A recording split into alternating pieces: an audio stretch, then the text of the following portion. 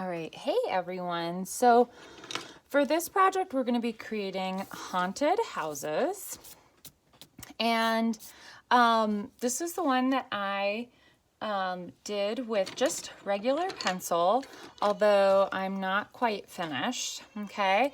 I want you to notice that I used a lot of visual texture and detail in this piece. So I've got visual texture for the roof, also some visual texture for the siding, visual texture for the cracks, for the spider webs, okay, for the door, grass. Also, I have a variety of shape, okay? So I tried to make it look like it was stones around the doors. Okay, I have some organic shapes for the pumpkins, organic shape for the ghosts, okay? But I also have some geometric shapes like some squares and some diamonds and some ovals and the moon. When you're doing your haunted house, I want you to think about like what would make something look like it's haunted, okay? So I put a witch in the window here. I put a wolf on the roof howling. I've got a bat, another bat. I've got a little beaker from a mad scientist, Frankenstein, ghosts, a vampire, spider webs. And so I'm trying to make this house really look like a Halloween house, okay? And as if it's haunted. I put little Oscar down here going to trick or treat at the house.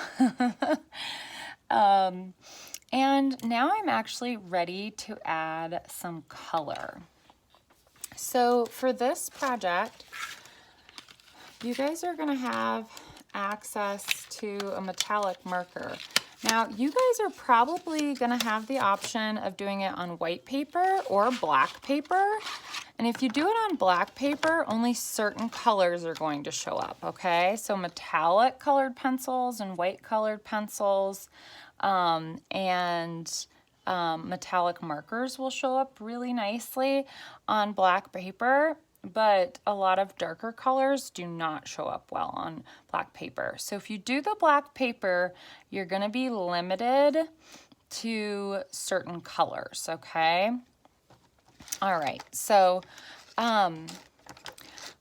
one other thing I want you to keep in mind is that when you're using the markers, you're not going to be able to use the markers in some of the highly detailed areas because they just don't have a fine enough tip, okay? All right, so I'm going to test my marker out first, and now I'm ready to do some outlining with my marker.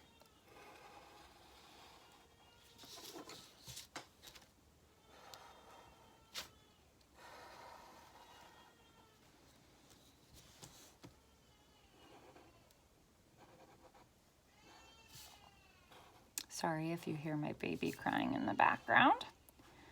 We just put her to bed and usually she conks out, but for whatever reason tonight, she's not falling asleep right away. Hey Ben, do you want to just go check to make sure she has her binky?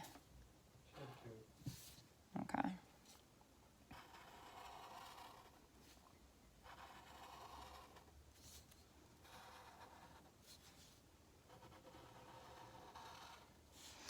Okay, so I'm not going to outline everything right now, but you kind of get the idea, okay? Then you also want to do some shading. Now, I've shown you guys some different colored pencil techniques, okay? And those same colored pencil techniques you can also do with crayon.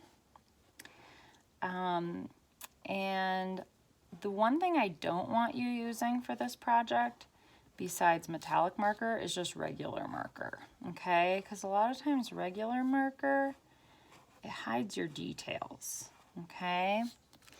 So you can outline with the metallic marker where it seems appropriate. Hey, Ben. Thank you. You can outline with marker where it seems appropriate, but no coloring in with marker.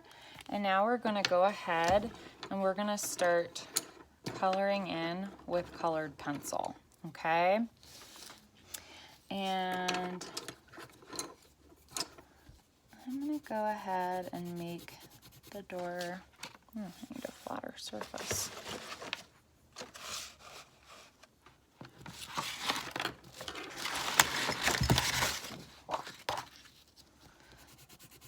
Brown, okay.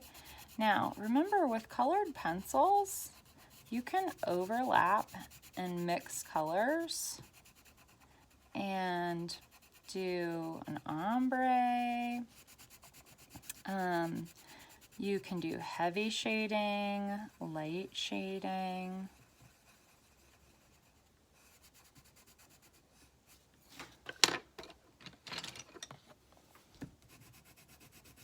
So now I'm going to do a really light brown slash kind of tan over that brown.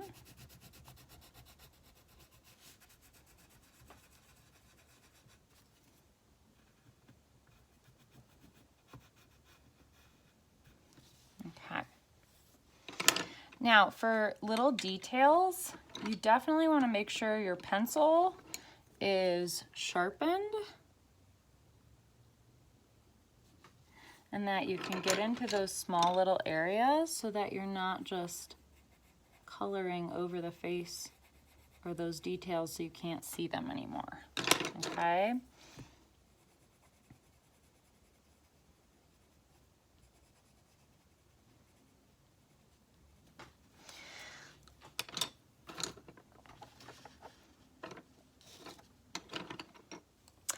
Now again, if you're using the black paper, white is great on black paper. Metallic colors are great on black paper. Sometimes yellow works okay on black paper, just depends.